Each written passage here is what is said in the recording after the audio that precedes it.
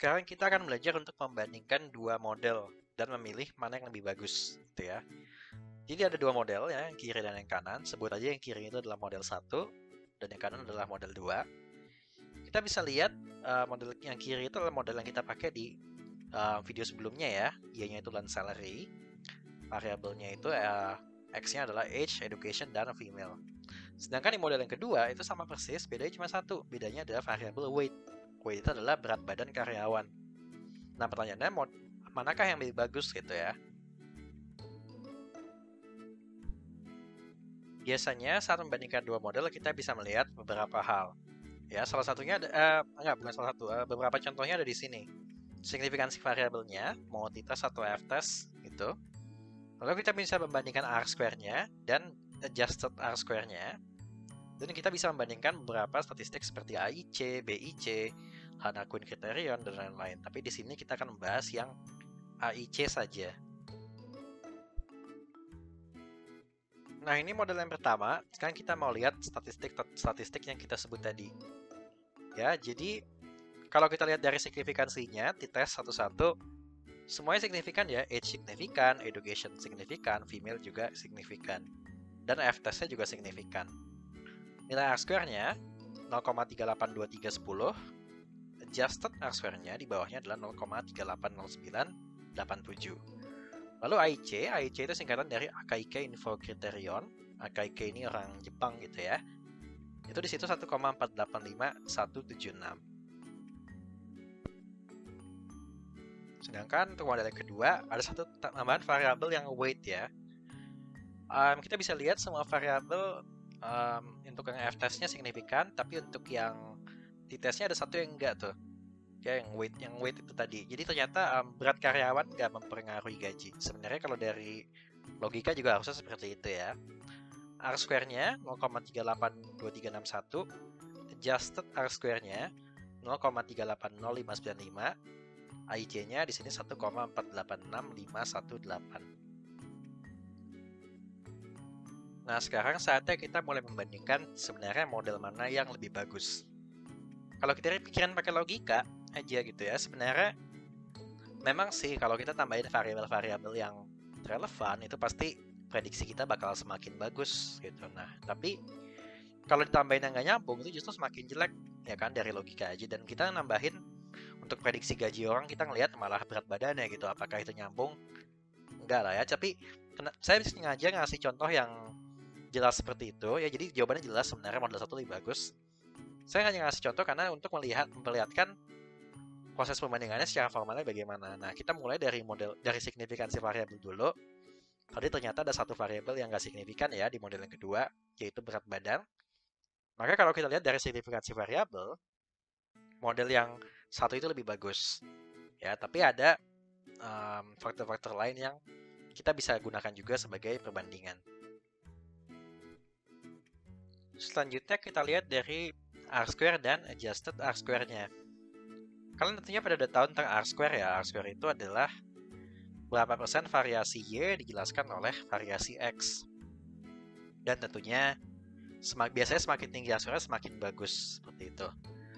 Nah, itu betul, tapi kalau untuk membandingkan dua model yang jumlah X-nya beda, R-square itu justru bisa menipu gitu, atau sebenarnya bukan menipu sih. Salah, jadi R-square itu tidak boleh digunakan kalau misalnya model yang kita bandingkan itu jumlah X-nya beda. Kita tadi tahu model 1 itu ada age, education, dan female ya, 3 variabel X. Sedangkan model 2 ada 4 variabel X, yaitu age, education, female, dan weight. Maka kita nggak boleh menggunakan R-square, kita harus menggunakan yang adjusted R-square. Kenapa? Karena yang namanya R-square itu, mau dia nyambung mau enggak, setiap ditambahin variabel pasti nambah. Jadi kita bisa lihat di sini untuk R-square-nya sendiri, model 2 itu lebih tinggi dari model 1 ya. Padahal harusnya berat badan itu kan gak nyambung dengan gajinya gitu. Nah, sedangkan kalau kita menggunakan adjusted R-square, ya, kita bisa lihat model 1 adjusted R-square-nya lebih tinggi dari model 2.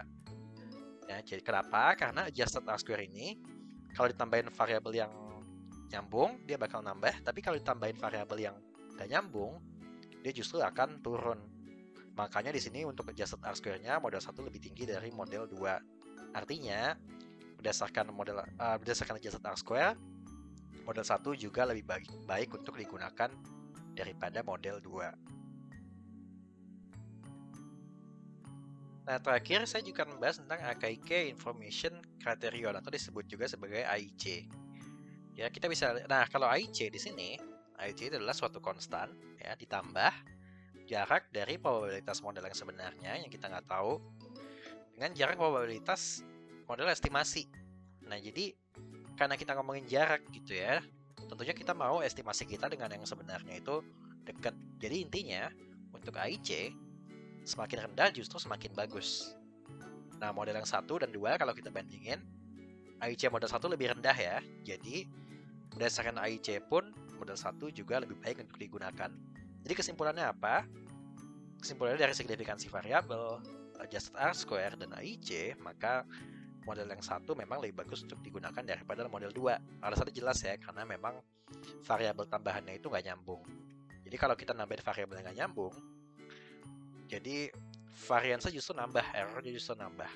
Makanya di sini kita gunakan model 1.